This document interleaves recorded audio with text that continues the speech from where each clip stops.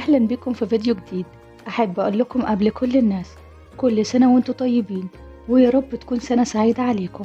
في ناس كتير مننا زي الأيام دي بيحاولوا يدوروا على مسلسلات رمضان اللي هتتعرض السنة دي، علشان كده حبيت أسهل عليكم الموضوع وأعرض لكم قائمة بأهم المسلسلات اللي هتتعرض السنة دي. أول مسلسل معانا هو من المسلسلات اللي كلنا بنحبها، وأنا شخصيا بموت في المسلسل ده، مسلسل الكبير قوي الجزء السابع، بطولة الفنان الجميل أحمد مكي وبيومي فؤاد ومحمد سلام وهشام إسماعيل والفنانة رحمة أحمد اللي بتقوم بدور مربوحة زوجة الكبير قوي. المسلسل من إخراج أحمد الجندي ومن تأليف مصطفى صقر. المسلسل بيدور في إطار كوميدي اجتماعي. مسلسل ضرب نار، المسلسل من بطولة أحمد العوضي وياسمين عبد العزيز وسهير المرشدي وإيمان السيد، ومن تأليف ناصر عبد الرحمن وإخراج مصطفى فكري. أحداث المسلسل بتدور في إطار صعيدي تشويقي. مسلسل حضرة العمدة من بطولة روبي وأحمد رزق وبسمة حسن ووفاء عامر. المسلسل من تأليف إبراهيم عيسى وإخراج عادل أديب.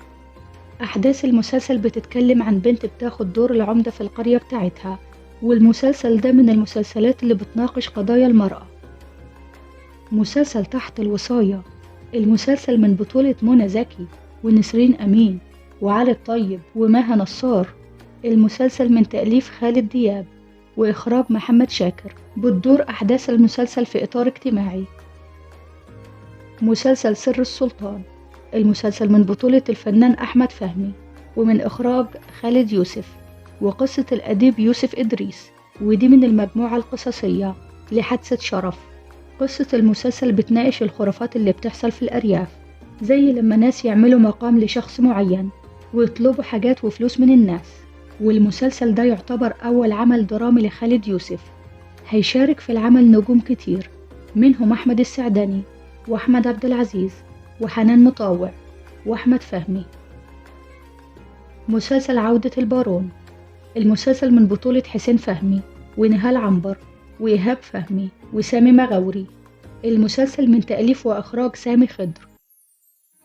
مسلسل ستهم، المسلسل من بطولة الفنانة روجينا من تأليف ناصر عبد الرحمن وإخراج رؤوف عبد العزيز. مسلسل العمدة من بطولة الفنان محمد رمضان وزينة وهالة صدقي وإيمان العاصي ومنى فضالي ومي كساب. المسلسل من تأليف وإخراج محمد سامي. مسلسل بطن الحوت، المسلسل من بطولة محمد فراج وباسم سمرة وأسماء أبو اليزيد وعبد العزيز مخيون، والمسلسل من تأليف وإخراج محمد فوزي صالح. أحداث المسلسل بتدور حوالين رجال الدين وتجار المخدرات. مسلسل الحاج إكسلانس من بطولة محمد سعد وجيهان خليل وويزو وإبرام سمير، والمسلسل من إخراج أحمد شفيق، ودي هتكون عودة سعد للدراما بعد غياب 8 سنين. بيدور أحداث المسلسل في إطار كوميدي اجتماعي.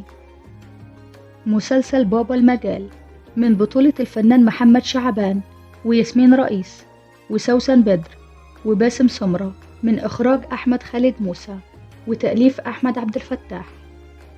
مسلسل عملة نادرة، المسلسل من بطولة نيلي كريم وكمال أبو ريا وجمال سليمان.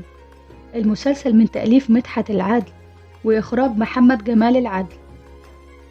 مسلسل المداح 3 من بطولة الفنان حمادة هلال وخالد سرحان ورانيا فريد شوقي ويسرى اللوزي.